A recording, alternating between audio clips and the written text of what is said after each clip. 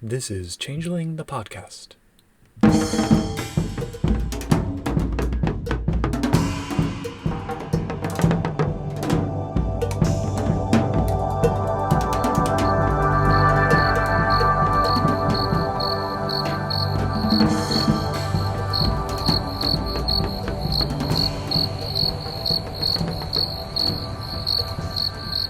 Welcome to Changeling the podcast. Come for the glamour, stay for the vibes. I'm your host Josh, and with us is your other host Puka. Say hi, Puka. Salutations. What are we talking about today, Puka? We are doing our deep dive into Noblesse Oblige, the Book of Houses, which is coverage of the 5 Seelie Houses of the Sidhe. And I think that this functions probably best as the Kithbook Sidhe Part 1. I think that's a good way to think of it. Yeah. Not Noble's the Shining Host? No. Yeah. Well, that was kind of, Noble's the Shining Host and the Shadow Court, as I think we said in those episodes, are kind of Yeah. Kithbooks Sidhe, but they kind of expand more generally to be like Yeah. court book Seelie and court book unseelie. Yeah. The Noble perspective. This book is like full 90 to 95% Kithbook She. So Yeah. you said you want to do announcements? Yes. So first announcement, as we record this, I am very congested, so I apologize for what that may do to the quality of my voice. Second announcement is we forgot that we were doing announcements, but periodically we'll probably drop some in. And then third announcement, shout out to Mage the Podcast. At the time of this recording, which probably won't be released for several weeks yet, Mage the Podcast just dropped an episode where host and friend of our show, Terry Robinson, mentioned that another way to assess these books that we are reading, Mage books on their podcast, Changeling books on our podcast, respectively, is to take a look at the introduction, see what it says the book is about, and then see whether the book actually follows through on that promise. So, with all respect to Mage the Podcast, we might shamelessly steal that idea. Mm-hmm. In particular, I just want to highlight not the introduction, but the back cover, which mentions that this book contains new merits and flaws available only to characters of these houses. I'm going to warn any prospective buyers now, there are 2 merits and 1 flaw for House Gwydion only. So, right from the start, we have some false advertising. But don't let that dissuade you. Yeah. Anyway, those are my announcements for this installment. Yeah, it starts to... I don't like the cover on this book. It really shows you how scary those house emblems can be when rendered on 90s computer software. Yep. It feels like one of those... This is what happens when Photoshop goes wrong. Or you've done too many hallucinogens. Yeah. Oh, imagine a foil cover of this with like the elanded silver and the other silver. Gold foil too. Yeah. I think we also need to talk about the title for a second, because Noblesse Oblige, if I remember correctly, so it's a French phrase meaning basically nobility obligates. And my former medieval studies minor brain is telling me that the term kind of arose in feudal times in Europe as this sort of idea. The aristocracy has the responsibility of looking out for the little peasants, basically. And it's this very sort of condescending approach to kind of looking at the social dynamics of that system. And it just fits the Sidhe perfectly. Like, oh, yes, we're meant to be the nobles, we're meant to rule, but, you know, there's great responsibility that comes with that. And it's like really infuriating from the commoner perspective. So, I think as titles go, it's very perfect. And the writers, multiple writers in this book, they've really followed through on that with the tone of everything. Absolutely. I think. Speaking of the writers. Yeah. So this book's one of those handy, the main chapters, so not the introduction, the appendix, but each of the houses lists which writer gets which house. Yeah. Which is neat. Not in the order that it appeared in the book, but okay. Well, it's alphabetical. So. Okay, that makes sense. We have Bryant Durrell for the House Liam chapter, who I think he did like 2 other credits for Aberrant and nothing else, according to the White Wolf Wiki. And then everyone else is like a veteran. So that will be relevant later, I think. Interestingly, though, because when I was looking at these author credits, so this book came out at the start of 1998.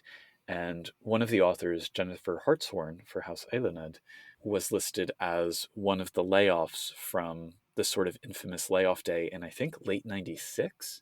So it makes me wonder if this book had been kind of languishing in development for years before it actually saw publication. Hmm. I always assumed a lot of the writers were contractors, so it's possible she. Yeah, maybe. I mean, maybe she came back just to do this book or something, Hmm. but it looks like she doesn't have any other credits from after that 1996 date. So, Mm. food for thought. Yep.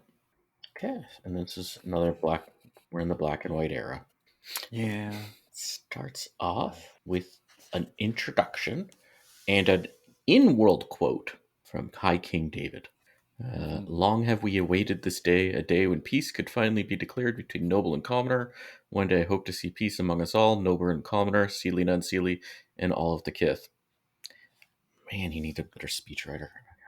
Yeah. He would have been a 9-year-old or something at the time he said this. Yeah, that's true. Yep. And then this gets into the introduction explaining what this book's about. Part of it's written in character, I think, which was a little bit confusing to me because it's just a Yeah. summary of the chapter of the. Yeah. It's presented as a series of treatises that are each in the voice of someone from the respective house. Yeah. 95% of the book is in that voice, but then occasionally, out of character stuff slips in. Mm-hmm. What I do like is they have the note here that there are variations within each house, but then in order to be successful rulers, the she must present a front, a facade, if you will. I will, thank you, book, of unity among themselves. And Mm-hmm. it is an interesting kind of notion that you have the she who present as a kith that signify one type of thing on the surface, and then you kind of break it down further because then you have the different houses, each of which presents a different thing on the surface, and now we're digging down into the weeds even further. So Yep. on the one hand, I do like how you have those sort of multiple levels of complexity, and then on the other hand, it's almost like there's an in-character reason why it's politically advantageous for them to seem all the same from the perspective of the commoners, at least. So yeah. Mm-hmm.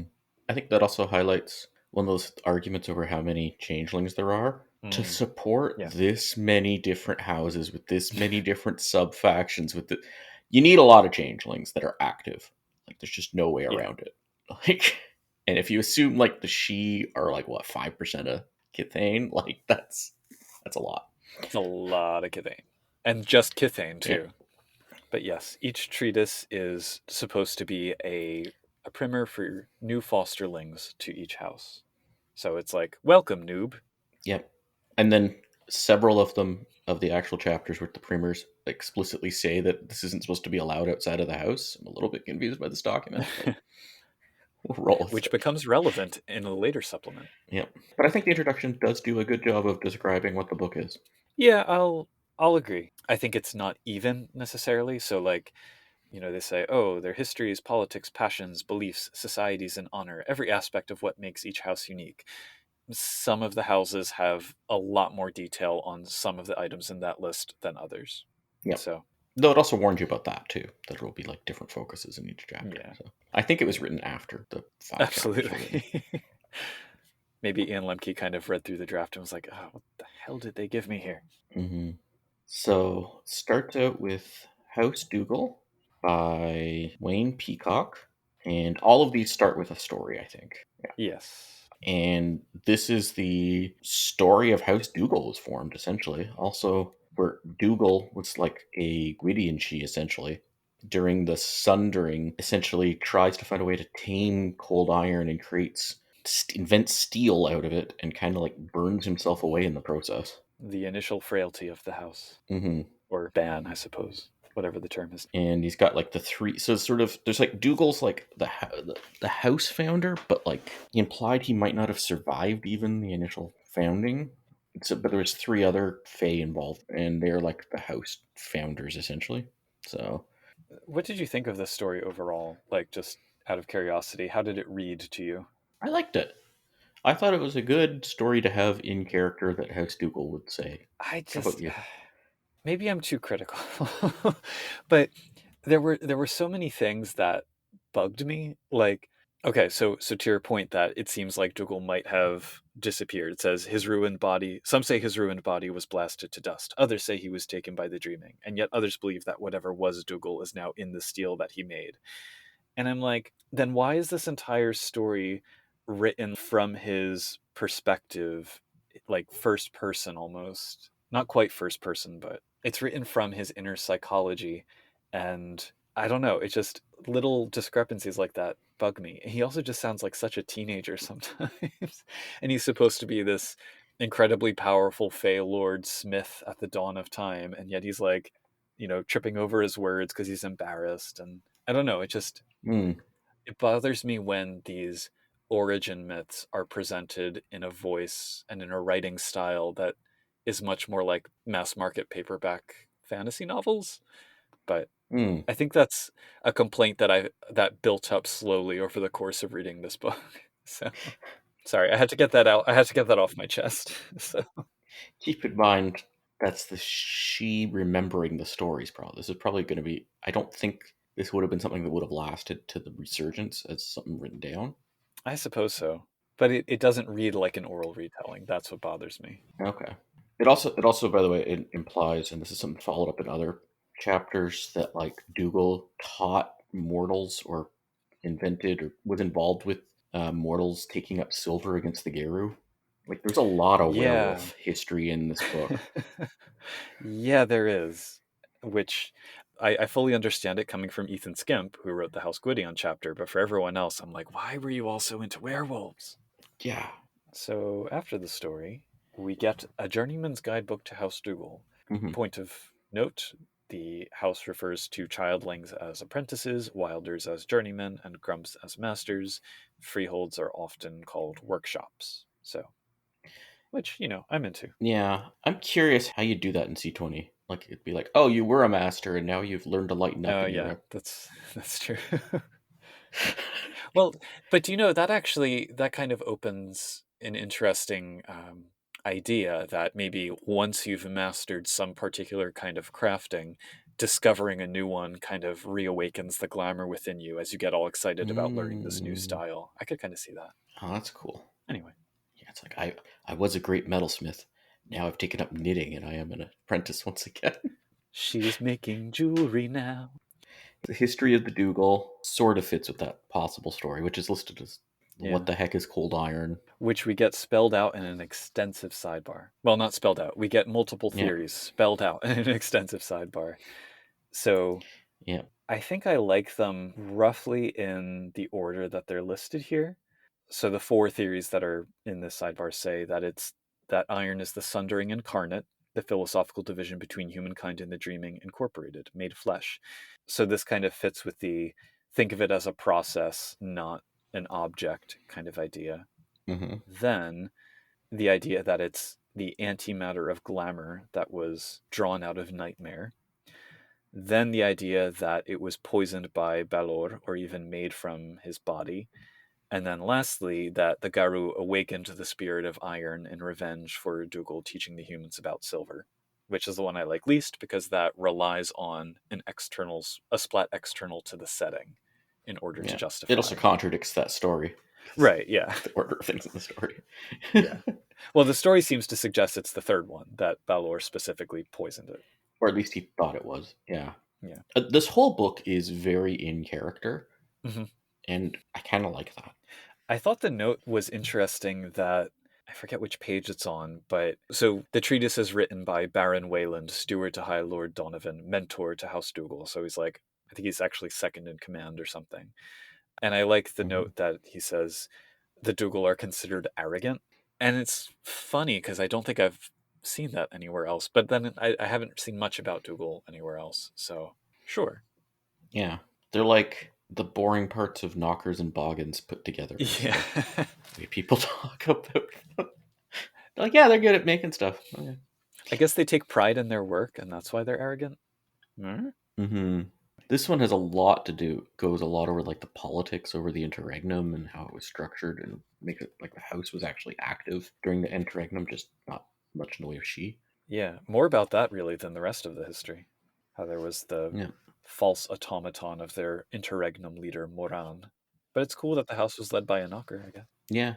Who then tried to make them side with the commoners in their accordance war. Yep. I like that there's a Dougal code as well. They say, work, not words. We learn best by seeing and doing, not by listening. So you'll be judged by your deeds. They value honesty and integrity, and they insist on improving the dreaming. And I don't think we get a separate code for any of the other houses, but I like that it's in here. I had a note about dreams of human wizards violating the sovereignty of Arcadia. That was just like Which a throwaway again thing in here. comes up repeatedly in this book. Yep. Yeah, this is a lot more crossover heavy than I remembered. Yeah. Overall, the history, I suppose it's fine. It definitely seems, again, like one of those histories where the author kind of had their head canon and had the opportunity to make it canon, so they took it. Because it doesn't leave you a lot of room for, like, exploring anything outside of it. And it just kind of says, oh yeah, we came back during the Accordance War. We should have done more to stop the Shattering. When we came back during the Accordance War, we sided with King David. Oh well. And I'm like, what? That's it? Like, so they made weapons for the other She. Okay. Yeah, I mean, that is House Dougal. It gets into the day in the life of a Dougal, and a Wilder's supposed to wander around being workers for various places and stuff. Something that unreasonably bothered me in this chapter is the inconsistency of terminology. We have a sidebar about the Torgal An, which is almost but not quite spelled like Toggle an Anam, which is the previous term we've gotten for passing from one seeming to another. So I don't know if this is meant to be different or just misspelled and poorly remembered. Similarly, the chapter repeatedly refers to talismans, which I think is supposed to be treasures, right? Oh, yeah, I was a little bit, yeah. So there should have been a glossary passed around the writer's room, maybe. Anyway. Yeah, so they have secret societies of the... I think the term secret society should have been not used. Yes. Because most of them are, like, Not very secret. So we get Cranad's Legion, which, again, plays into that whole headcanon metaplot that I frankly don't think is necessary to run House Dougal. The Temperance League, I'm just so confused by this. What do? They tamp down emotions? I remember this in previous books. Maybe. Talked about. There's the Mothers of Moran, who keep an eye out for one of the three founders of Dougal, the knocker who ran the house during the interregnum, because the one that is currently around is apparently just an automaton. The Discordian engineers, who are probably my favorite, they make computer viruses. The Loricas, sorcerers with the primal art. And the Antiquarians, who study talismans.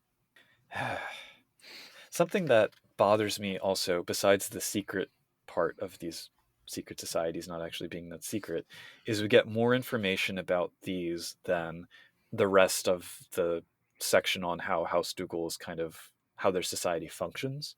Like, essentially, they're a meritocracy that values hard work and inventiveness above all. And they're pretty chill about Seelie versus unseelie, or more chill than one might think, even though they are a Seelie house.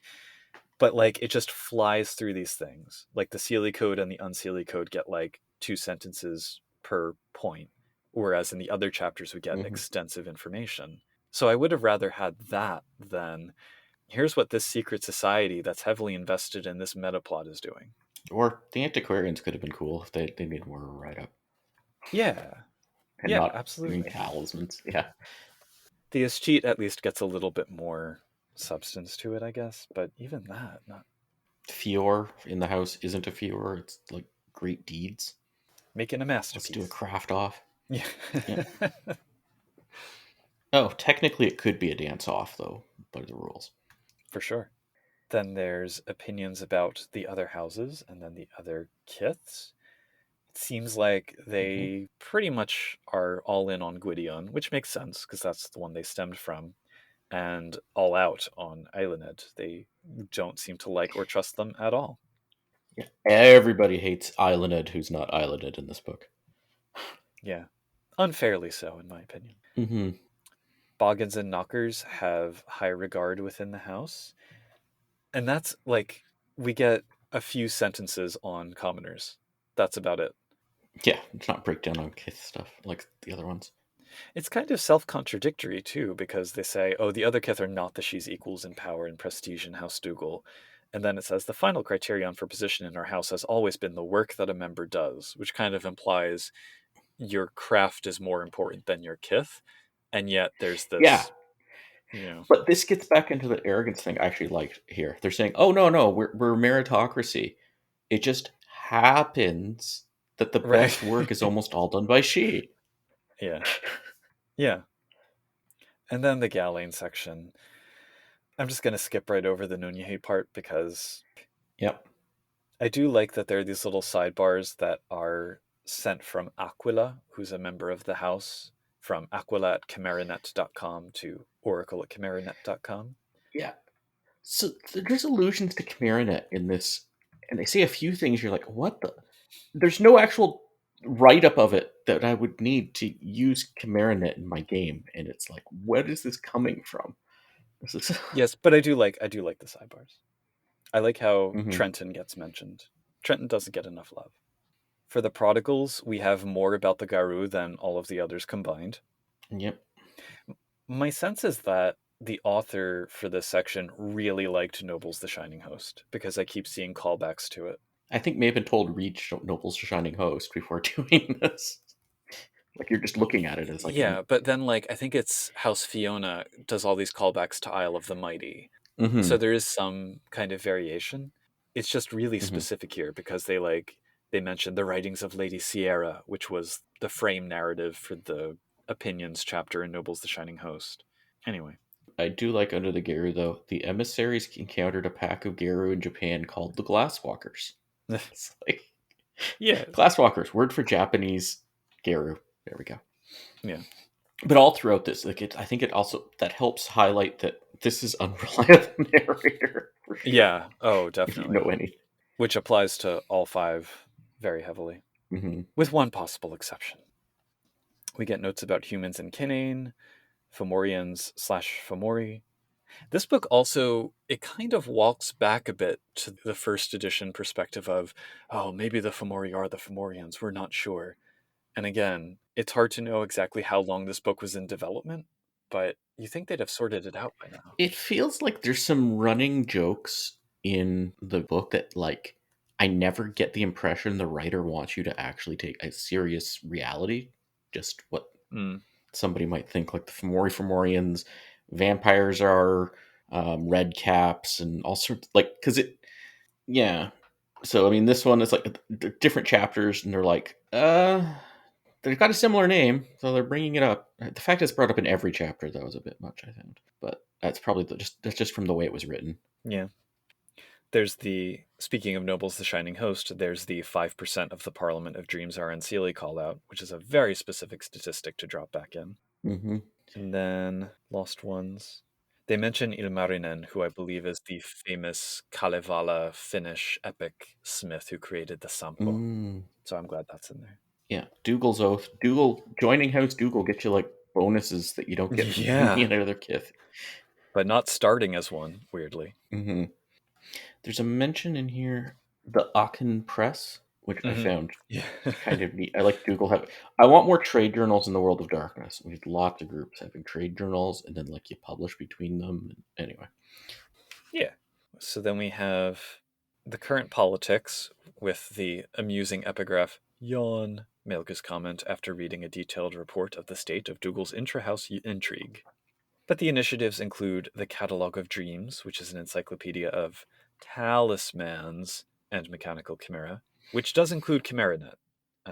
It allows glamour to be transmitted over the internet, which that deserves more attention. There's the Hinterlands Project, which is an attempt to map every trod that connects Earth to a location in the dreaming. The Internet Initiative, which, okay, I guess that is kind of it's the software company that makes ChimeraNet. Yeah, so she runs DreamSoft, and it's just like, I know this was distributed. I can picture the exact. It's like this edutainment software that comes on like a CD, and you put in your Windows 98 computer. Yep. Actually, would have been Windows 95 computer. Hashtag the 90s. And then the Legendary Treasures, which, I don't know. I didn't find any of them really that fascinating. I mean, there's a big hammer. There's a sword. I mean, the hammer is kind of neat. I like the calipers. I did like the anvil, in particular, that when you swear oaths on it, they have their effects doubled. Thought that was kind of cool. Yeah. My favorite treasure or talisman is probably Sleep Bank, though, which I found kind of fun. piggy bank. It needs some consequence of not putting it down, but you can store up your needing to sleep, and then you turn it down, and then you fall asleep, possibly for a very long time. And then some prominent faces. So it's important to remember that each of the houses have their high lord, and none of them are actually kings or queens of Concordia, which I think is an interesting aspect. Sometimes the ducal chapter actually does kind of talk about the tensions that creates, but I'd like there to be a little more attention to it. Yeah, I think we need at some point to do an episode on like the official structure of Fey politics, because just a big old diagram. Yeah, maybe just a post or draw a diagram and post. Yeah.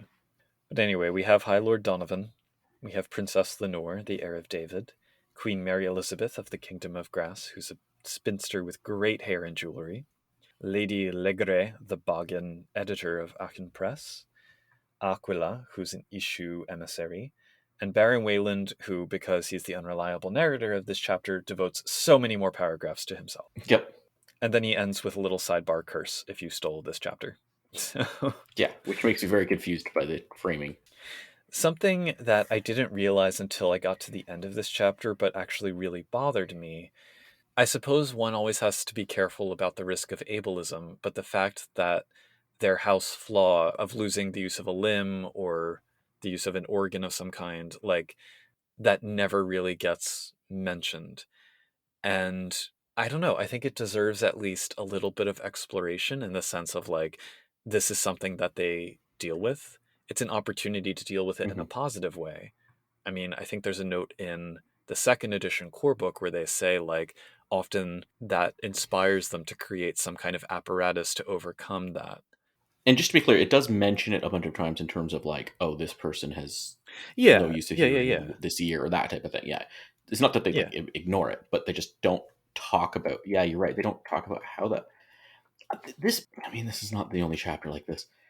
It definitely focuses on outlining a society over how to play a game in that society. Exactly, yeah. Like the fostering stuff, I'm like, okay, that's useful in one sense, but like, are your PCs all going to be fosterlings or fostering another? Like, that's not right. And are they only going to care about the politics? Yeah. So I don't know. This chapter just kind of bugged me for those reasons. Yeah. I found a lot I liked in the chapter. But I'm not saying, like, as a percentage of the text, okay, could it have been better used? Absolutely. Compared to anything else on how to play Ducal, like, I have kind of run up short of ideas. So. Yeah. Anyway. And then Light and Shadow, a primer on House Aelinod. This has my favorite story introduction. Yes. Agreed. 100% agree. There's another one that I like equally, but yes, I loved this story. It's basically James Bond, but she. Like, very James Bond, but she. The only thing that I didn't care for quite as much was the sort of diegetic calling upon the arts and calling upon the weird. But yeah, that's my only complaint.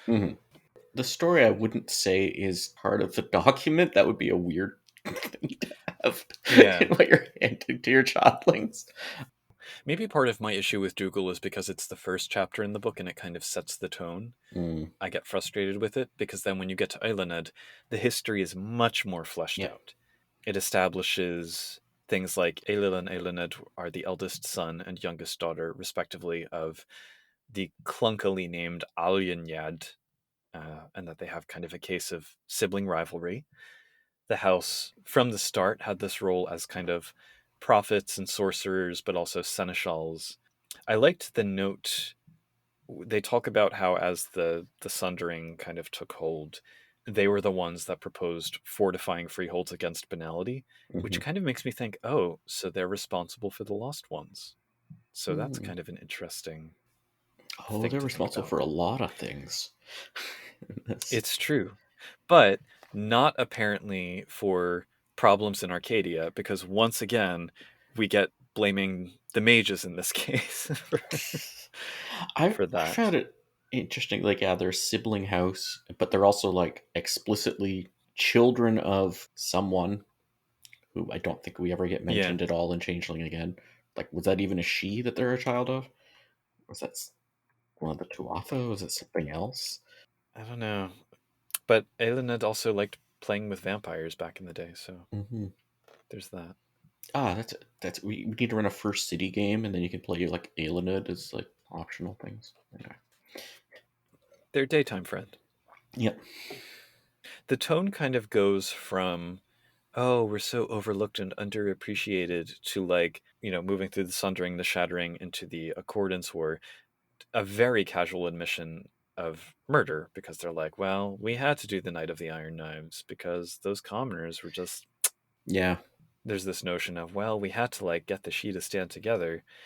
And then they just completely gloss over the accordance war itself. It goes straight from that night to the Information Age. And don't get me wrong, I think the Eiluned as the House of the Information Age is great. I love this artwork we get on page 41 of their house emblem overlaid with binary. But the Accordance War is kind of a big deal within the setting, so... Yeah, but as an in-character document, they just want to skip right over it. Like, makes some sense. Oh, yeah. No, it's perfectly internally consistent. I think just one has to bear that in mind. Yep. Most definitely. These are all in character, and there's all bias in that, but this is the one you're most likely going to be like, are they lying to you here? Almost definitely. Yep. So yeah, then we get into their version of the escheat, which is much more thoroughly expanded. We get into a little sidebar on, does the dreaming inspire dreamers, or do dreamers create the dreaming? I'm not quite sure what that was there, but... Yeah. They have these two oaths, the Oath of Silence and the Oath of Truth, and both are kind of punishing. And the Oath of Fealty. Oh, yeah. Which is also punishing. The Oath of Silence, I was wondering, like, only by spending a permanent point of willpower can they speak of the forbidden topic. I'm like, does that mean they can't be compelled to do it? Or, I don't know. I suspect that the contracts art we get in C20 was partially out of questions like that surrounding oaths. Yep. Well, the oaths are still separate from contracts. Oh, yeah. But I mean, you can cover a lot more of those cases more easily using contracts as an art rather than doing an oath. And overall, I want to say this section, especially the escheat part, it really demonstrates their aristocratic nature, but also how much they are surprisingly rule-abiding. They definitely have an ends justify the means attitude, but they're actually quite committed to like the rights of the escheat. Well, yeah, I thought it did a great job of, they're not just an unseelie house, they're a seelie house with a very strong unseelie side, and they, right, like, that, I think that point, like that fine line, I think they did well, which they get into on the following 2 pages, and they talk about that sort of balance between the two. They're like, yeah, nobody could be wholly one or the other, and denying one side or the other isn't going to make it go away. So they really embrace both to an interesting extent. Functionally, politically, they're Seelie because they prefer the status quo, and they want things to stay as they are with respect to, well, certainly their position of power, but also the relationships with mortals and glamour and everything. But yeah, personally, they're like, yeah, we'll do what we need to. That's fine. But what they need to is not always. Sometimes that means being Seelie. So yeah, the little Shadow Court parchment sidebar is quite amusing, I thought. Where they're like, the Shadow Court is this, the Shadow Court is this, the Shadow Court is also this, the Shadow Court is this. Any or all of these might be true. And then there's a section on remembrance and the dreaming, which is just 3 stanzas of a Dante Gabriel Rossetti poem. So that's cool. Yep. And then we get to their secret societies, which I don't even think are secret in this. No. Such a bad name for it. But, well, no, they're just societies here. Oh. There's no secret. Oh, perfect. Of course. There's a law firm that I don't remember at all. I thought I had read this book before, but I guess it stuck with me. There's this law firm that just, like, international law firm that'll help out Faye with stuff. And it's like, oh, I can so use that in a game. It doesn't say they don't work for free. I very much doubt they work for free, or they don't get anything out of it. So, and they're in Toronto. Yep. And Boston and Seattle and London. And Baltimore. We have the Knights of the Silver Key who seek out knowledge, and the Knights of the Silver Web who, I guess, also seek out knowledge. Well, they seek out the rescue of changelings. So. They're an offshoot of the Knights of the Silver Key. Yeah. And then the Order of Moonfall, who are experts at divination. There's also a brief mention somewhere else about the Order of Shalott, who I think we did see previously, and I think they're more associated with Fiona. But they are a secret society because they're slipped into the narrative in a different section. Yeah. And then we get comments on the other houses. Surprisingly respectful ones. I mean, Yeah. at least for Gwydion, Fiona, and Dougal. Like, given how much those three despise Eiluned, Yep. they do consider the Gwydion gift for seeing through lies to be an inconvenience. But Yeah. Yeah, they're like, no, that makes sense. And Pine King David's doing a good job. yeah. And then they're kind of like, ugh, House Liam.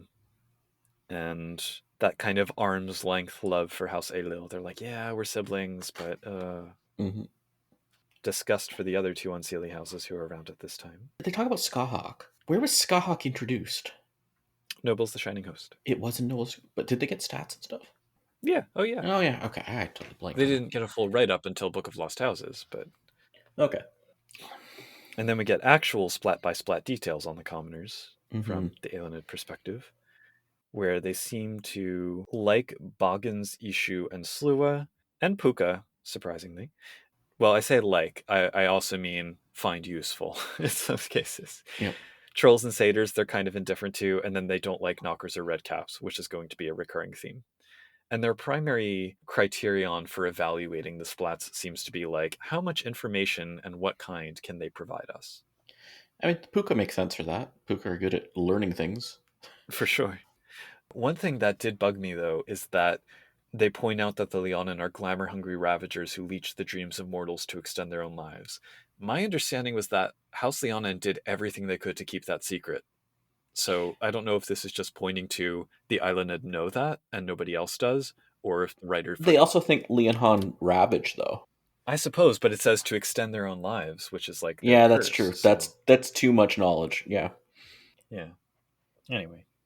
I guess the Nunye section here is slightly better than the others in this book.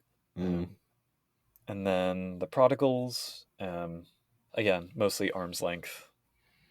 And then the notables, different little character descriptions. Yes. Countess Anne is my favorite. Mine too. She's a Mount Holyoke College sophomore who holds wild parties and is a prominent member of the Cat's Cradle. I'd be most likely to bring Sir Davis Rathman into a game, though, I think. And he's the lawyer founder. Yep. We have Mergen Fairlith, who will come back in Kingdom of Willows. Dame Josephine, who co-founded the Knights of the Silver Web. And High Lord Ariadne, who... Ariadne was a woman in Greek mythology, and High Lord Ariadne appears to identify as male. I kind of want there to be something there, but there isn't. So, and there's really not much information about him at all. So, and then two very meh treasures in my mind. Oh, three very meh treasures. Three very mad treasures. Treasure software. Is the treasure your freaking like CD-ROM? Software treasure? Yeah, I suppose. I do like Elena's mirror because something that was talked about on the Discord recently was the trope of casting magic through mirrors, which this treasure allows. There was a point way back in my youthful days when I made an entire art based around that idea. And so I like whenever that kind of pops up. C20 Soothsay does sort of have that too. But yes. Well, yeah, but I was more inspired by an episode of Gargoyles. Yep. Anyway, I think this is probably my favorite chapter in the book. I think it does an excellent job of really fleshing out the house, because they are presented kind of one-dimensionally up to this point. It's like, oh, they're the sneaky ones. But they have a lot of depth here in the sense of, you get a sense of who they are through the tone of the narration, but then you also kind of find out surprising opinions that they have about others. And you see some of the ways in which they leverage the information they gather. It's not to say they aren't or can't be sneaky and villains, but I like making them more multidimensional. Yeah, but it's still consistent with the reputation. Sure. Yeah. And then this takes us into House Fiona. If you thought the Dougal chapter talked a lot about werewolves. Oh, yeah. I mean, talk about a long-ass story. Talk about two long-ass stories. I did learn that when I'm up, I can't get down. wasn't written by Great Big Sea. They were covering an Oyster Band song. So, Useful information to extract. yes, that probably means nothing to anyone outside of Canada. We also have the Paul Phillips art with all of the boxy bodies, which, okay. Yeah. I guess it's priming me for Kithbook Satyrs when that's par for the course. Why did this supposedly sexy stuff have to be with the boxy bodies? Do you want to summarize this story? Oh, yeah, all right.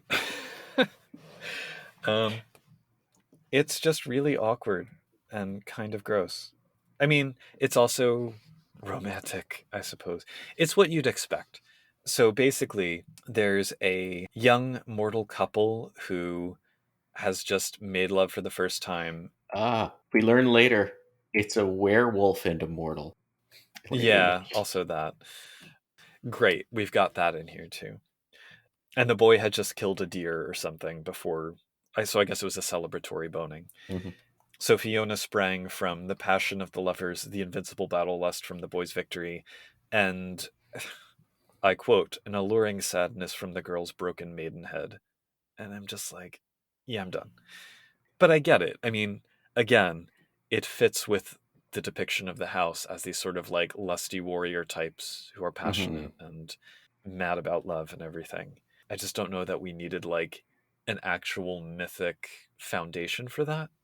Anyway, but I guess it's similar to like the myth of Aphrodite and all of that. Yeah, it's like, what if Aphrodite also really liked to fight? Right.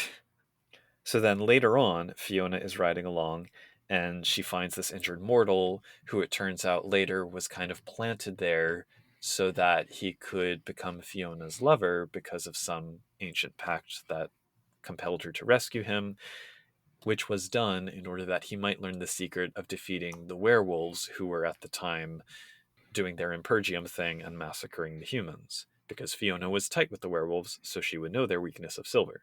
This has got back to like werewolf and changeling drew from the same myth with a different spelling. House Fiona and the Fiona. Yeah. I think that's the only reason why they have a connection is someone was like, oh, wouldn't it be cool if we linked those two together? No. No, it Yep. would not.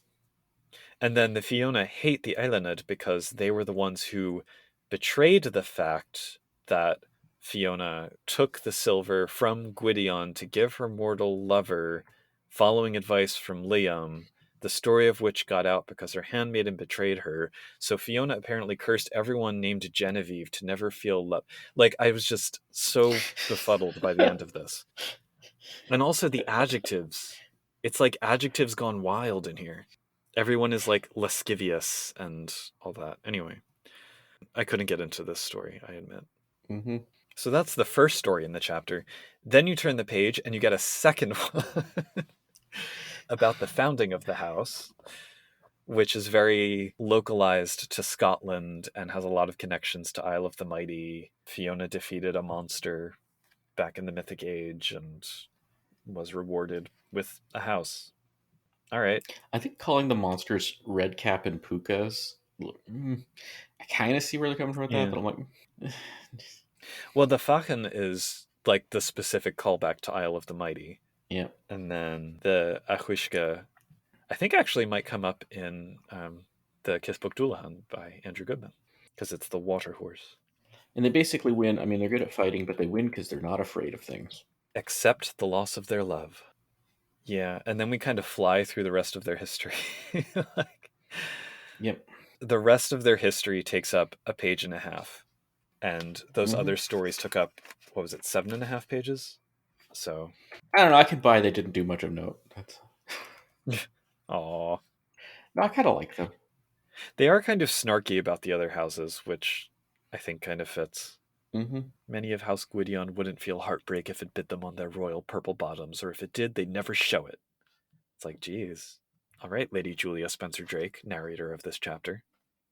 One thing that does stand out to me when they talk about the Accordance War is actually important note back to the sort of origin story is that Fiona herself remained on Earth.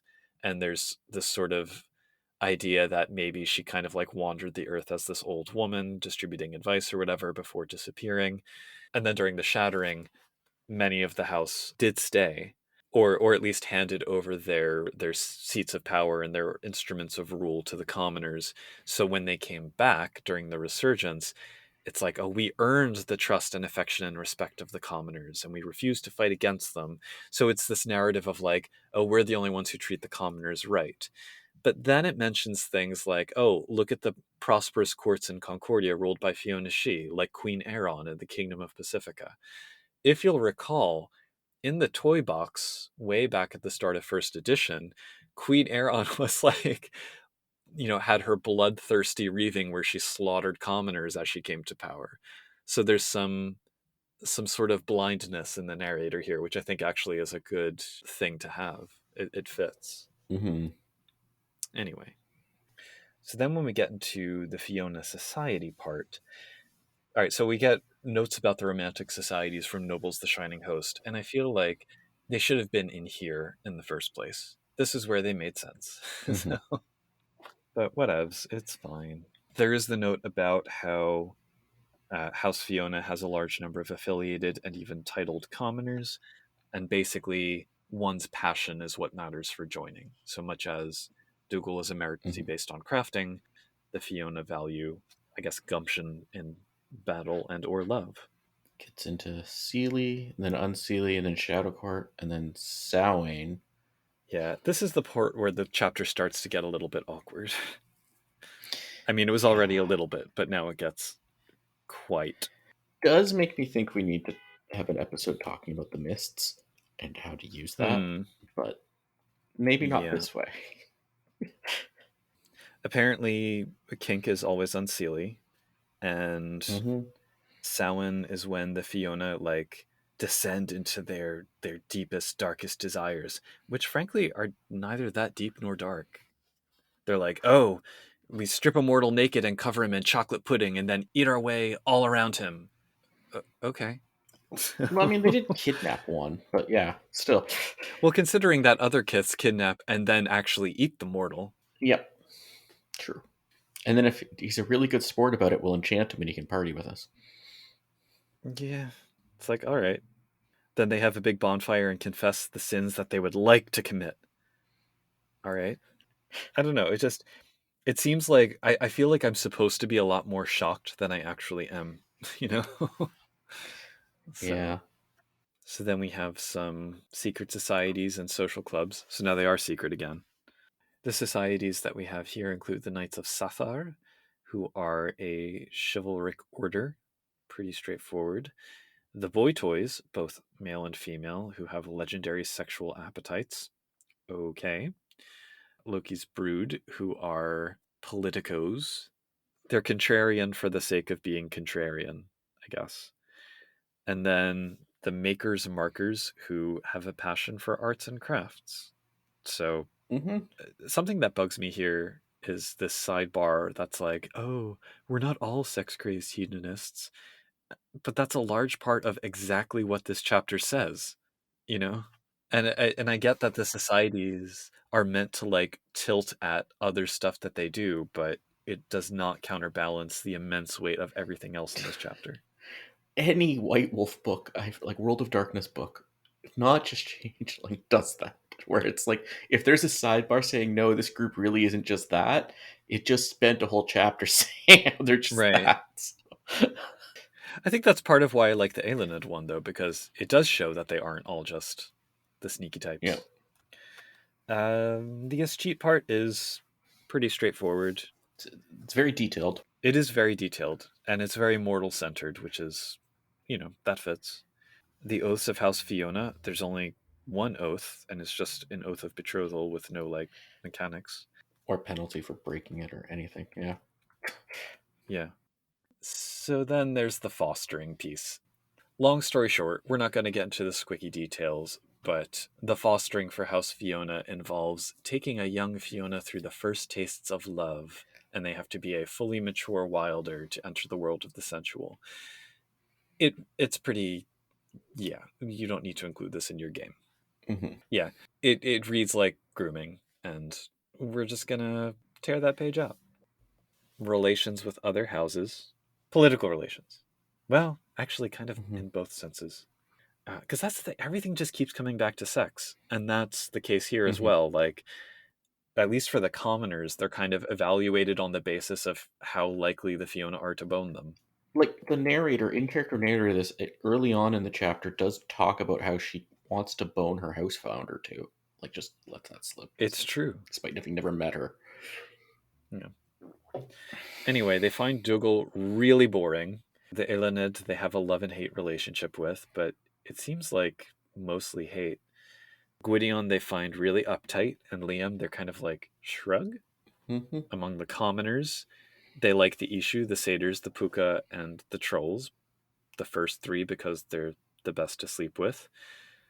They're cool with Boggins.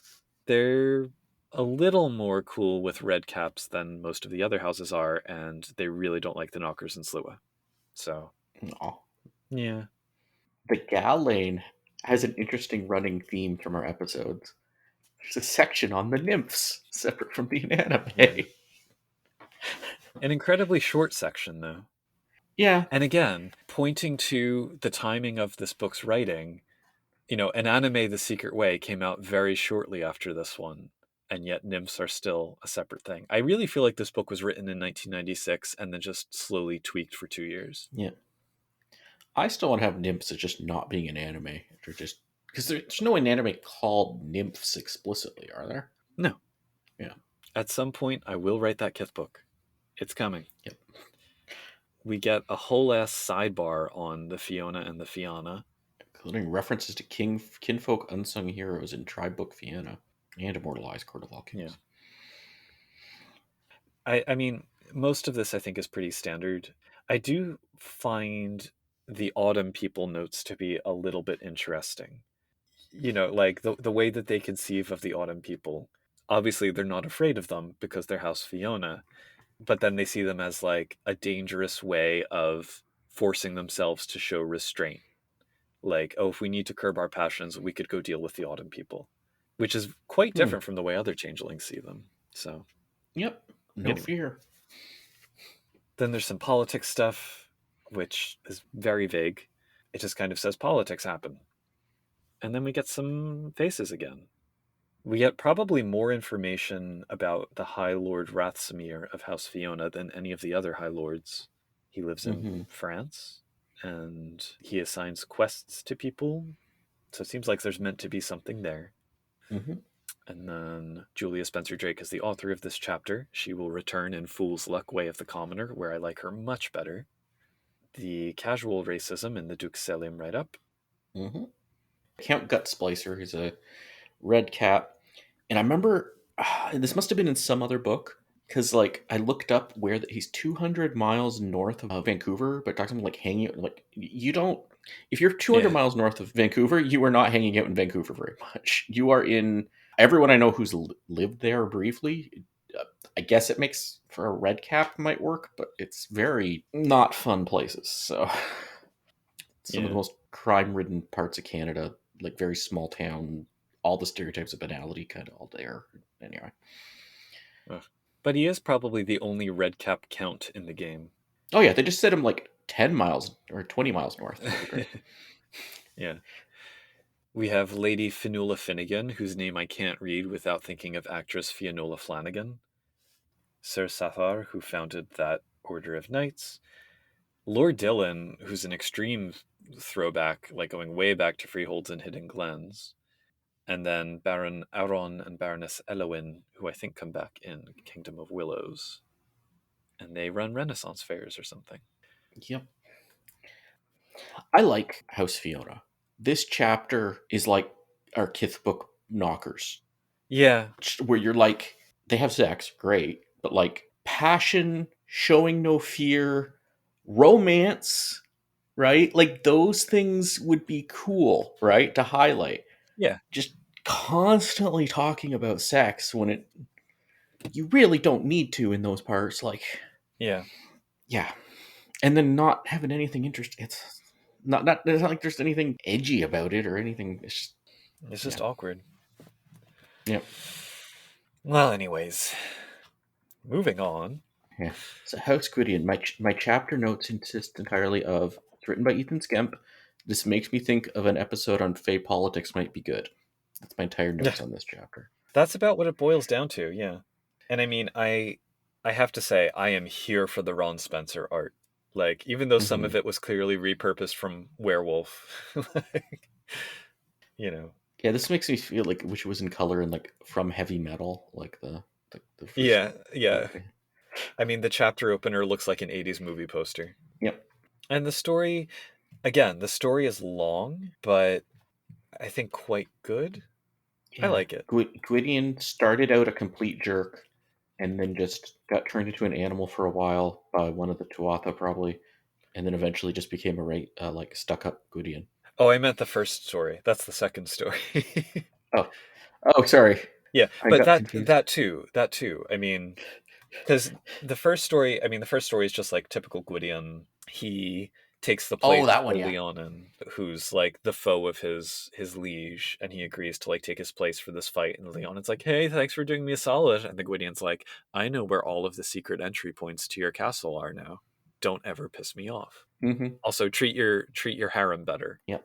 And then the Gwydion thing is actually interesting because it's kind of like a mashup of the actual myths from the Mabinogion from Welsh mythology, at least the animal transformation and reform part. And then it's kind of combined with Lloyd Alexander's Prydain Chronicles, I think. So that sort of arc from, I guess, like bratty warrior prince who goes around treating women poorly, gets his comeuppance, and then becomes like, "Oh, I'm honorable now. I fight duels." It's an interesting arc to kind of follow. Mm-hmm. So I'm into it. And then they're really bummed out because they couldn't stop the shattering. Yep. It's interesting also to go back to what I said about the Eiluned, that the two houses kind of have these parallels where it's like, well, we're honor bound to rule, so it's only natural that we take that role. And of course we did our best for the commoners, but when we came back, they were just so unruly, and they have like zero capacity for self-reflection as a group. Yep. And it also highlights one interesting thing, though, that in this is before the Sundering, Gwydion were not a big deal house at all. Right. It was after the Sundering they started gaining political power. Yeah. And a lot of territory and stuff. And that Gwydion himself was one of the 3 total members of the house who stayed behind. Yeah, this talks a lot about the house hierarchy versus the noble hierarchy. Yeah. And yeah, I'm trying to work out what that means. And it says like, oh, it leads to complications. I'm like, okay, yeah.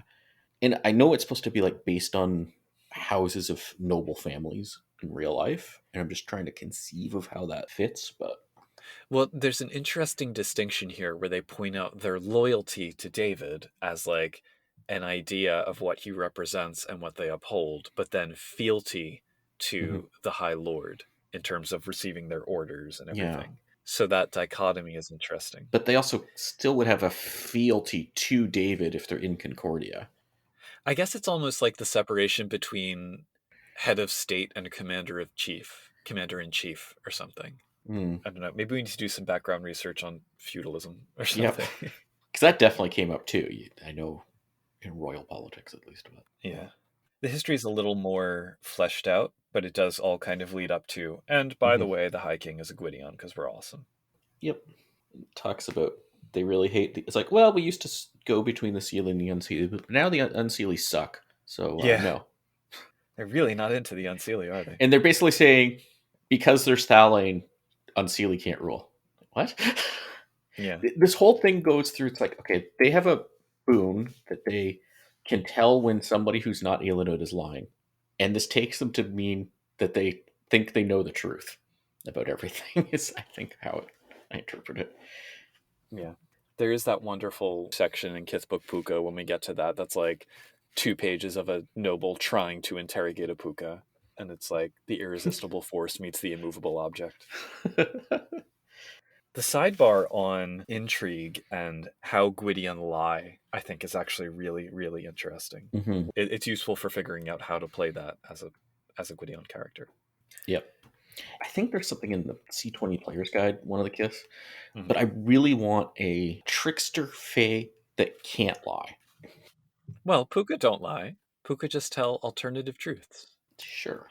Anyways, as unseelie hating as the Gwydion claim to be, the first well, not societies, it's listed as gatherings and camps.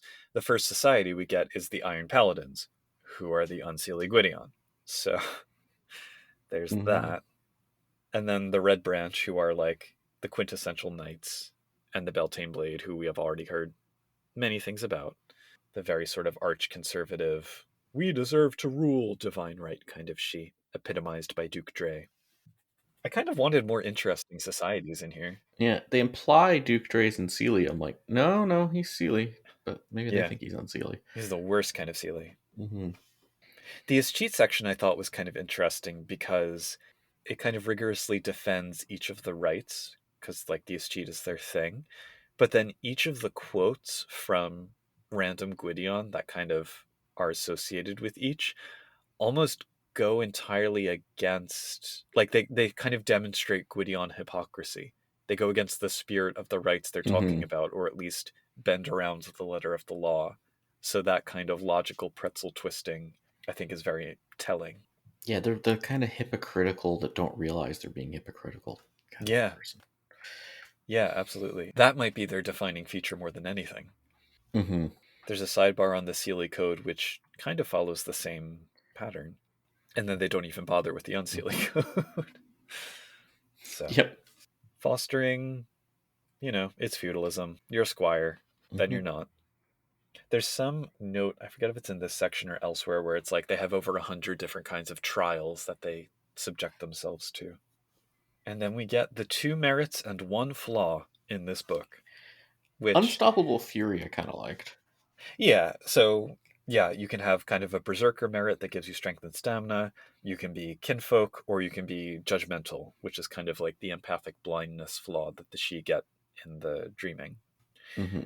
But I didn't even realize how annoyed I was that the rest of the book didn't have merits and flaws until I got here. I was like, oh, right. Yeah. Is this the first time they had kinfolk merit? It might be for Changeling, but I thought they had it already, so I'm not sure. I thought that core book had it. What? Yeah, that's what I thought too. Again, if it was written in first edition, maybe they didn't have one at that point. And I don't think we actually get any oaths in this chapter, which I'm just noticing. Yeah, if any house should have them. Right? Maybe they just had too many. Yeah. Well, I think this is somewhere it's like, oh, the regular oaths are our oaths. Yeah. We made them. So then we get the other houses. They're really into Dougal. They're kind of meh about Liam and Fiona. They do not like the Eiluned. For the commoners, they're unsurprisingly pro-troll ahead of everybody else, followed by Boggins, followed by everybody else. So, is there a house that hates Boggins? That would be... I don't think so. Maybe one of the unsealing ones, probably like Varric or something. It's like, ugh. There is a nice sidebar on ennobling commoners, and I'm glad that that's... Oh, there is an oath. There we go. Oath of the Falcon. So, but that's not actually necessarily... Yeah, it's just the oath to join the house, and it's kind of implied all houses would have that. So yeah, it's the text of the oath for you, I guess. I feel like as a storyteller, I'd rather write my own.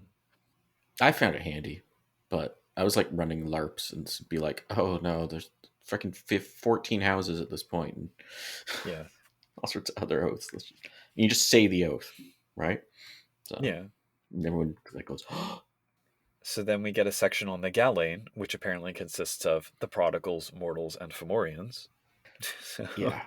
So there's that. Someone got confused what Gallane meant.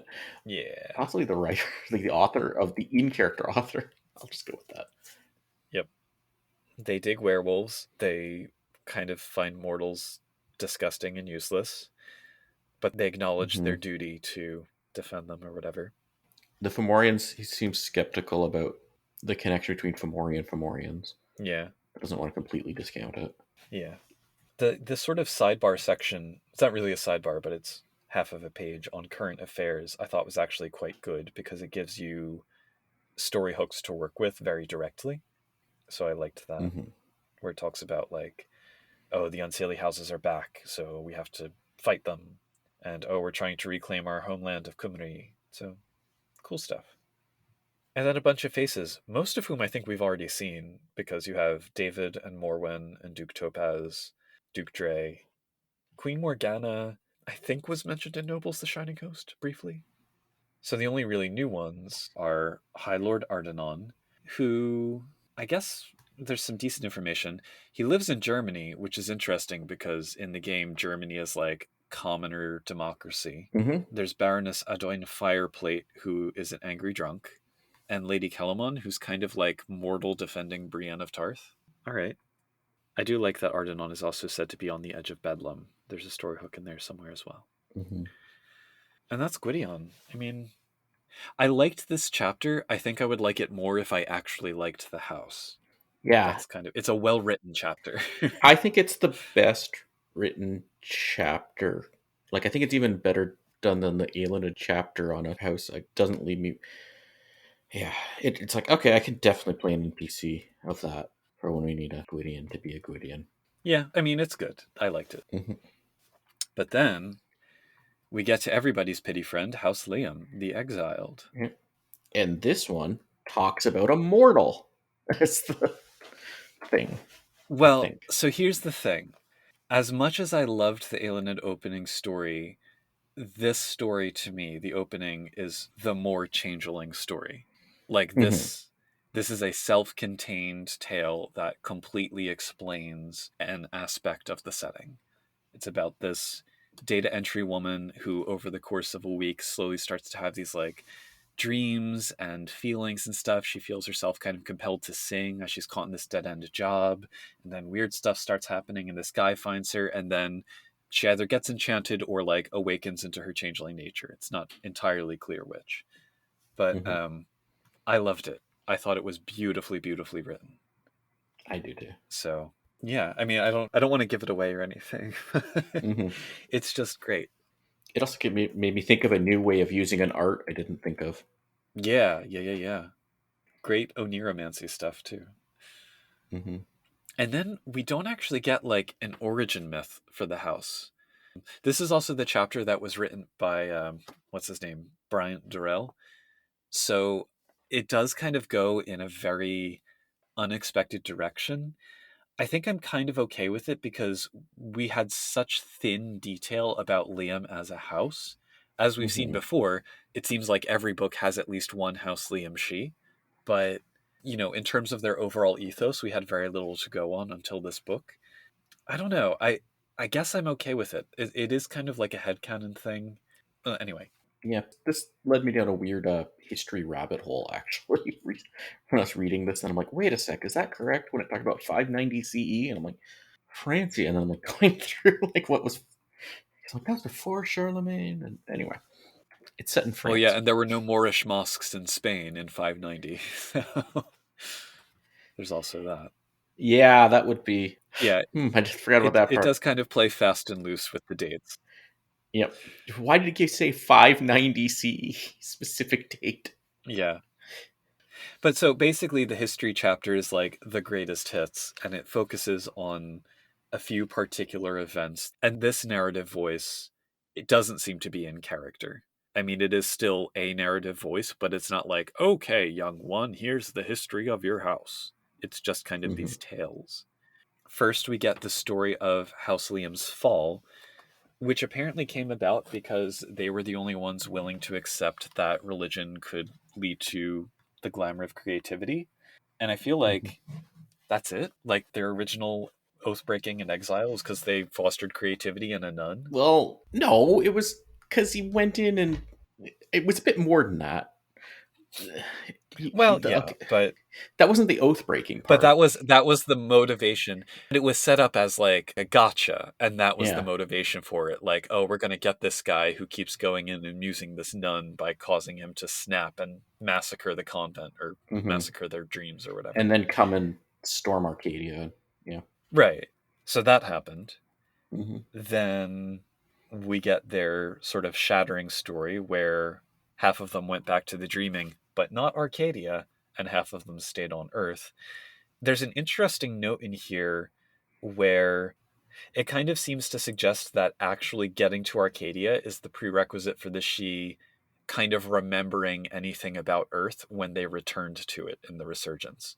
So it says that like the Liam who went to the dreaming were just in the dreaming, And when they came back during the resurgence, they were like, where am I? They didn't remember, oh yeah, this is Earth where we rule everything. Yeah. So There's also an interesting little possible story about mortals in a suburb of Arcadia, basically. yeah, I want to do something with that anyway. yeah. And the note about many of them slipping away, falling to banality or whatever when they returned because they refused to take mortal bodies is a nice little bittersweet Mm-hmm. thing. And then when they returned, there was kind of a schism in the house. There were some who saw the Accordance War as an opportunity to, like, redeem themselves in the eyes of the other she. And then another group of them who were like, we're going to go to Amsterdam and not have anything to do with any of this. There's one thing with the whole history and the way the oath fell and stuff. It gives me the impression like you could be a Liam she like did your seining and yep, you're Liam. And you have a fair amount of remembrance and you're like, I did not like Liam. And I never agreed with what he did, and screw mortals. Yeah. Could be a thing. Well, I'm wondering, I could give a spoiler. Should I give a spoiler here? Yeah. All right. This is a C20 spoiler, specifically. Canonically, I don't know if you remember the character from Immortal Eyes 3, Court of All Kings, Liam the Cluricon Bard, who kind of hangs out with the Oathmates and, like, follows them around, and he was like the port of entry to introduce the Cluricon Kith. Mm-hmm. But he comes back in the fourth novel, and he's Liam. Mm. He is reincarnated as a commoner, and he's proof that that's what happens to the she. Oh. So I kind of like that. So that's not just Kithbooks, Lua. Yeah. Yeah, there was so much about Amsterdam in this chapter. Maybe that's where the author was from, or lived, or something. Visited and liked it. I mean, it's all fine, I guess. Yeah. Overall, it's kind of like a subdued tone that fits for the trope of the humble, charitable knight that they lean into. They're overwhelmingly Seelie, we find out. Mm-hmm. Although there are a few singleton unseelie folks. There's a note here about a scholar at Harvard University producing a monograph on the subject. And I'm like, well, who's she? I want to know more about that. But the official position is that the Unseelie court is completely unwelcome within the house, at least as a political entity. As a side effect, though, the influence of the Shadow Court is almost completely absent. I mean, they seem more in opposition to the Shadow Court than the standard Seelie Court would be. So, yeah, I guess they were already exiled from things when the Seelie Unseelie system and compact and everything was set up, so they wouldn't really care. They weren't like, yeah, the Shadow Court doesn't need to take power for any length of time. We don't care about that tradition. I thought that was supposed to be before that. That started before this. Anyway. Well, but I mean, it was still going in 590 CE. Yeah. Yeah, that's what I meant. Yeah. They had several hundred years to not be able to participate in that, so I'm sure they stopped caring far earlier than anybody else about that tradition. Because that's the thing, is that, like, even Gwydion, I think, in that chapter, there's a note like, well, we can't totally ignore them because traditionally they did rule for part of the year. And Liam's just like, no. They're like, we rule for none of the year, so... Yeah, exactly. But then again, just like with Gwydion, as we get to the societies, the first one we get is the Unseelie Liam. So... Yep. The Midnight Mummers. Who play pranks, but are also... Even their, like, jokester prank group seems, like, really dour and... And they're the ones that wear the masks, right? No, that's the Knights Templar, isn't it? Or is it the Mummers? Oh, yeah. No, it's in the first paragraph. Okay. They're called the Mummers for the masks that they were forced to wear. Okay. But then, yes, the Knights Templar, who are specialists, I guess you could say. They do the dirty work. Oh, yeah, they're the ones who, like, if you insult a Liam, they go and mess with you. Yeah. And then it's interesting how, like, religion keeps coming up as a theme in this chapter. And I don't want to say... I guess I kind of like it because it speaks to the fact that they have been the human-loving house or whatever since the earliest days, since, like, way before the Shattering, when the church was what people turned to be able to express glamour, as constrained as it was. Because you have, like, cathedrals and music and all this stuff. And they were the only ones willing to, like, look at that. Although, also in 590 CE also doesn't quite fit that. But anyway. Well, you have Gregorian chant. You had churches. Well, Yeah, but I I guess mean, it depends on where. Italy, yeah. France. but in the early medieval times. Yeah. But then kind of leaning into that further, you have the Grey Monks who specifically extract glamour from the rituals and the beliefs of the devout. I'm like, all right, that's fine. I like these guys. Someone has to. Mm-hmm. We get a fair amount of detail on the escheat. Mm-hmm. They're not really keen on the right of ignorance because they hang out with mortals so often, but they're super into the rights of domain and safe haven, which makes total sense. And the right to dream is the most important of all. Mm-hmm. But they're like, right to life.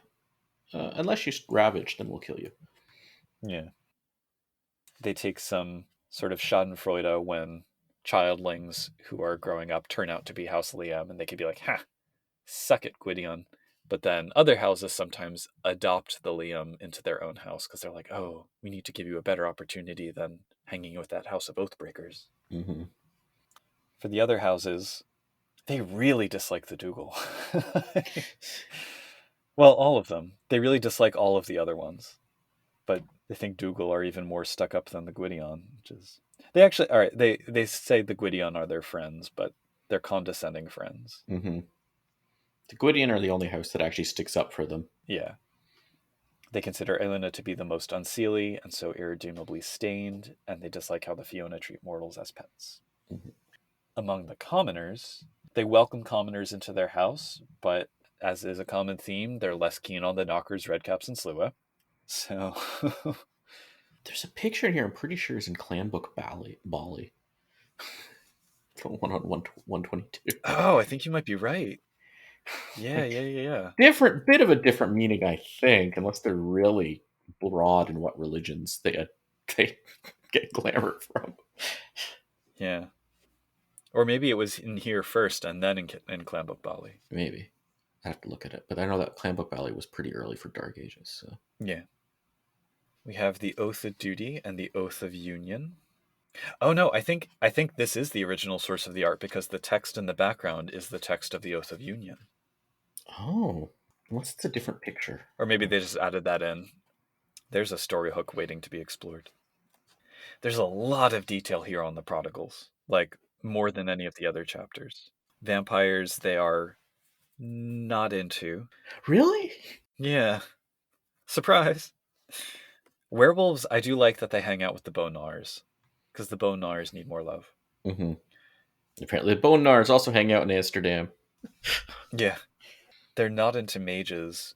And I do like that it says, for all of their kind of ties to religion, with the exception of the Grey Monks, they're very wary of the Celestial Chorus because they remember the Inquisition all too well. Mm. So even though they draw glamour from faith and religious devotion, they're very careful to distinguish like the more banal expression of faith and the more orthodox versions, I guess, from like the true inspiration that comes from it. So I like that it kind of... I also like how they're like, why do the most banal scientists sometimes call themselves mages? Like they're like the technocracy. Those are obviously not mages. Right.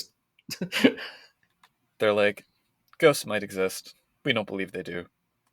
And then the Nunyahi are described as having unreasonable hatred of Kithane. I'm like, is it really that unreasonable, though? look at which mortals the Liam focus on. That might. We get more deets about the political schism within the house. They are the most schismed house by far, I think. They really are. Well, Beaumain also has quite a schism, but we'll get to that later on. Yeah, but there's like multiple sides within Liam that really don't get along well. That's true.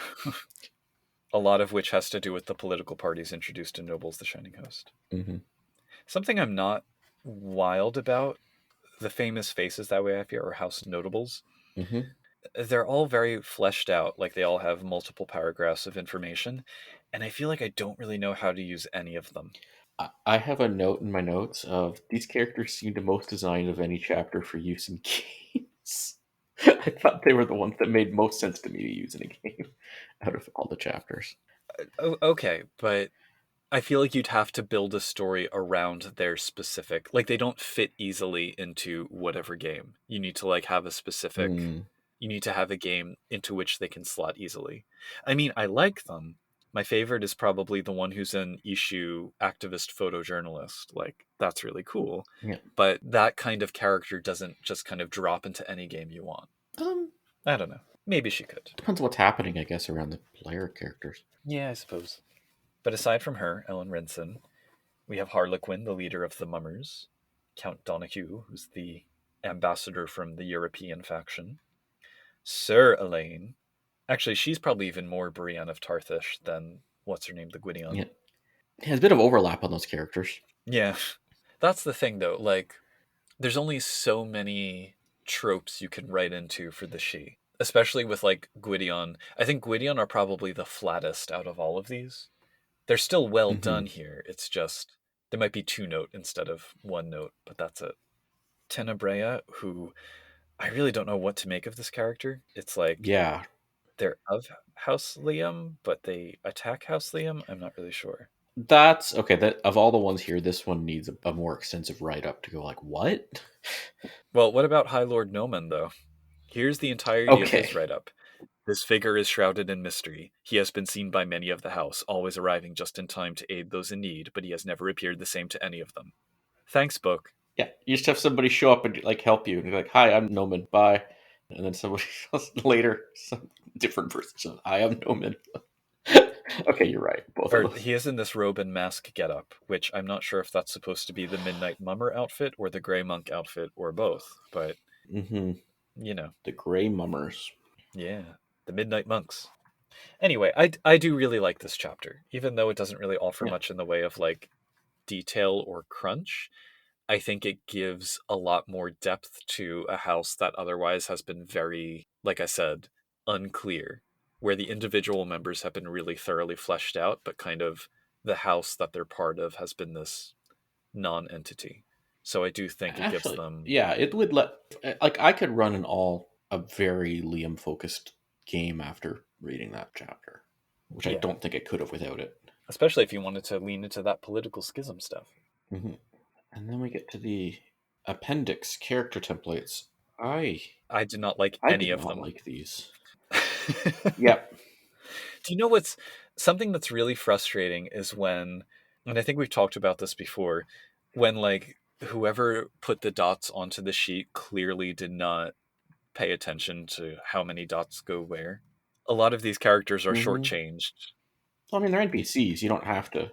Well, it says you could use them as PCs, right? That's the problem, right? Yeah, they're templates. They're meant to be, if you don't have time to create a character of your own, here are 5. Oh, Jesus. Could you imagine trying to run a game and, like, you just hand everybody these character templates? Right, yeah. So we have a Dougal corporate operative, I guess, is what he is.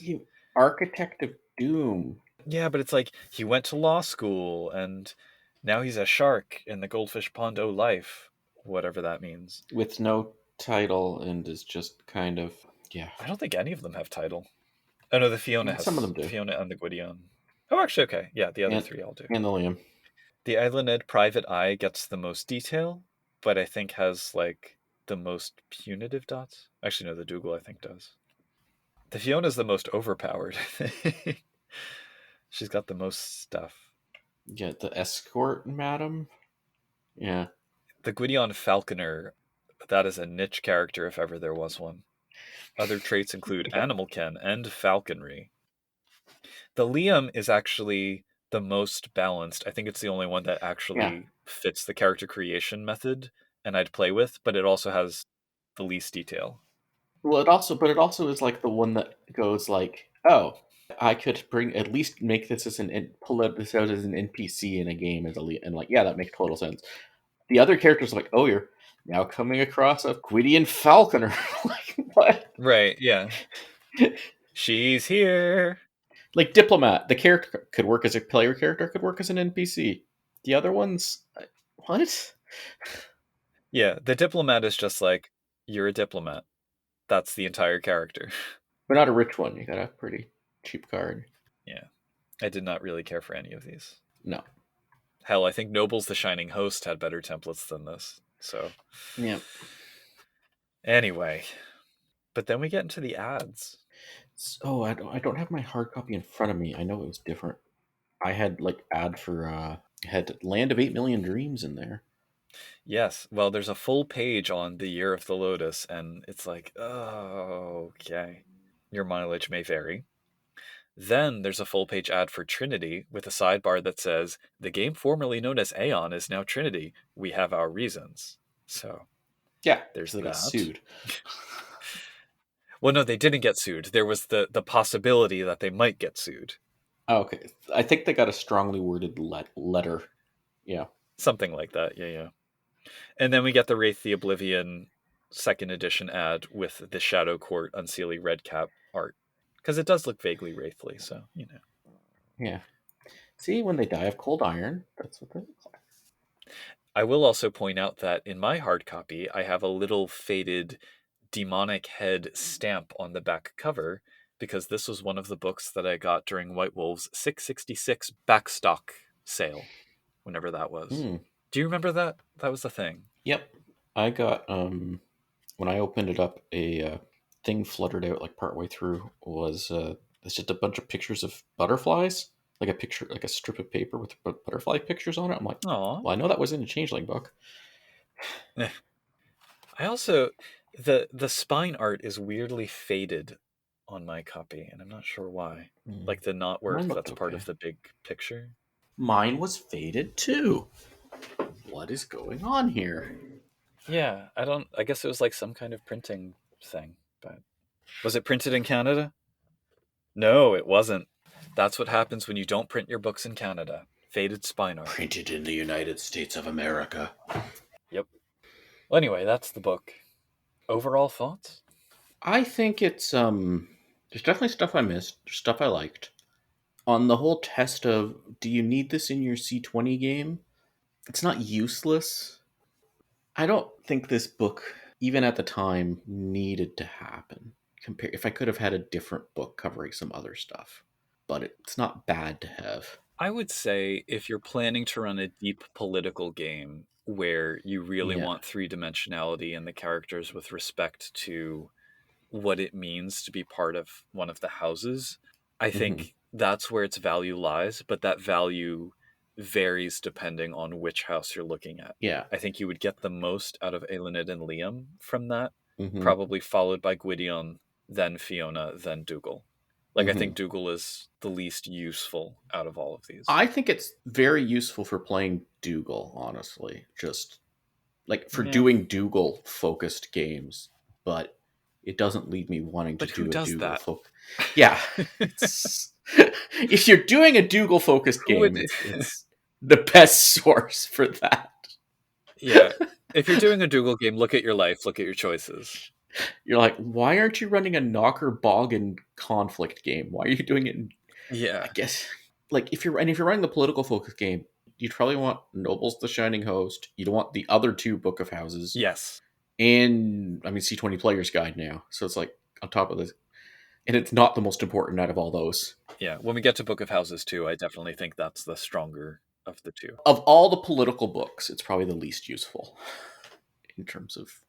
Because, But actually, this fades nicely into the first of our questions from the Discord, where Sanchiger asks, please explain to us why the Gwydion are the true villains of the game. Bonus points for elevating the Eiluned to their proper place as the best of the Seelie Houses.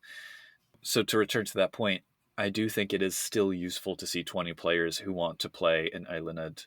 Yes. That's heavily... Because the only other resources we get for the Eiluned are just variations on the Sneaky Bastards theme. Because you get Melge and that whole metaplot.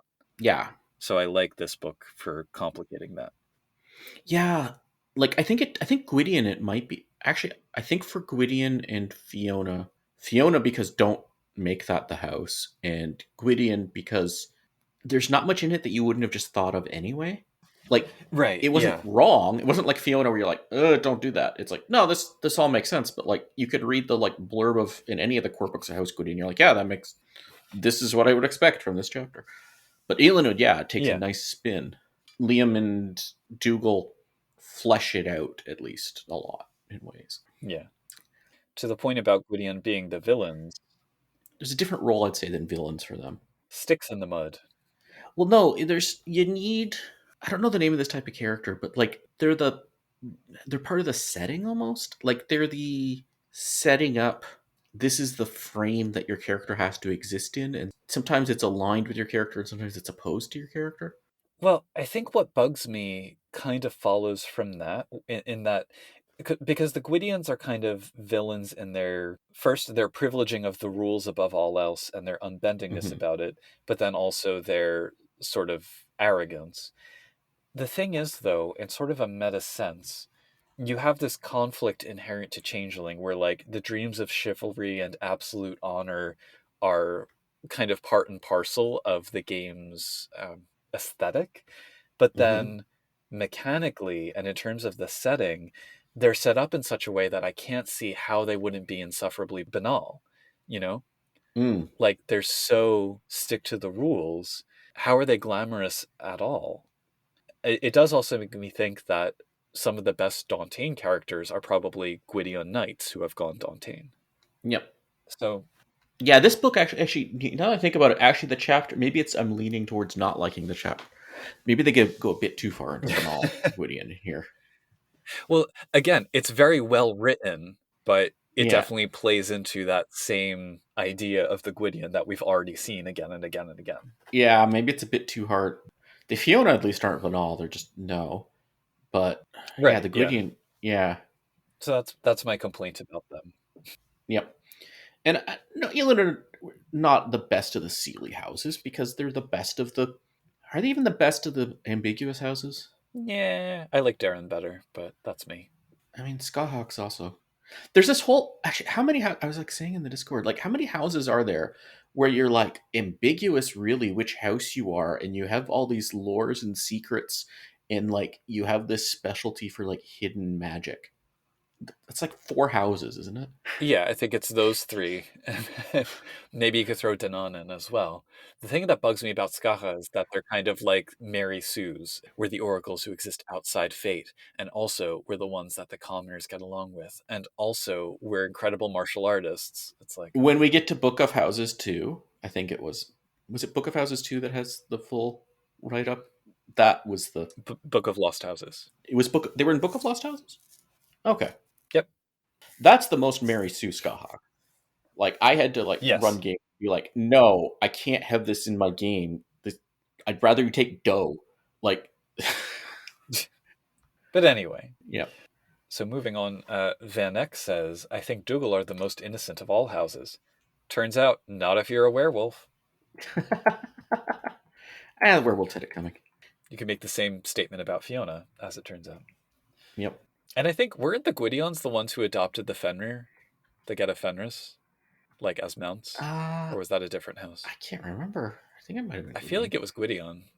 Maybe it's not stated anywhere, but it sounds like a Gwydion thing to do. They So seem like they'd be too okay. You know what? That's another problem with this. They're too much of a stick in the mud in this book to do that. yeah.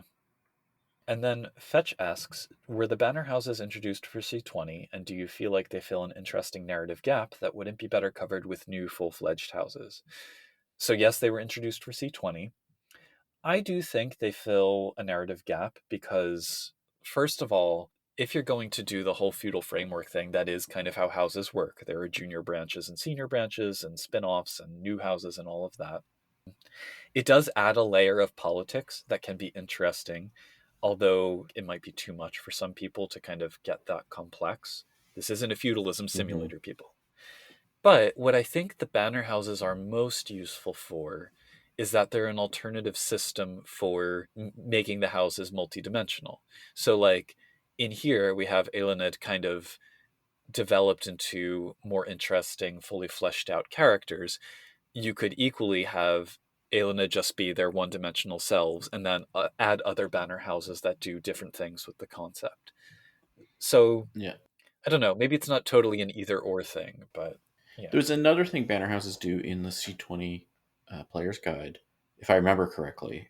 I think they also help you localize your game. Like if you're not running a game in the US, Yes. Yep. um, they can Exactly. help without having to like, okay, now we're going to create a whole new house. No, you could like be like, they're kind of Gwydion-ish, or they're kind of Liam-ish, or they're kind of Dougal-ish, or they're kind of Allele-ish, whatever, right? And then you create banner houses that more fit your local culture. That could work too. But importantly, there's a difference between that, which I still kind of see as a little bit colonial, and houses that are actually sprung from the dreams of the different places that just happen to affiliate thematically. There's a lot of places where that would fit still, though. But yeah, it depends on what you're going for. And I do think the player's guide gets into that a little bit, but that's a question for further down the line when we handle C20. Thanks to the Discord folks for contributing questions and comments. Yep.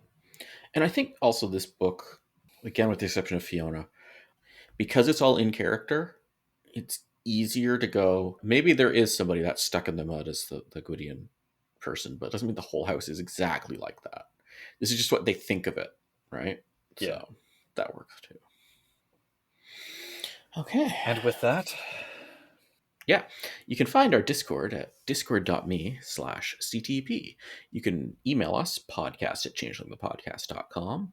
You can find our Facebook page, Changeling the Podcast. You can send us a toot at changelingpod@dice.camp. And you can find everything, including our episodes and everything, changelingthepodcast.com.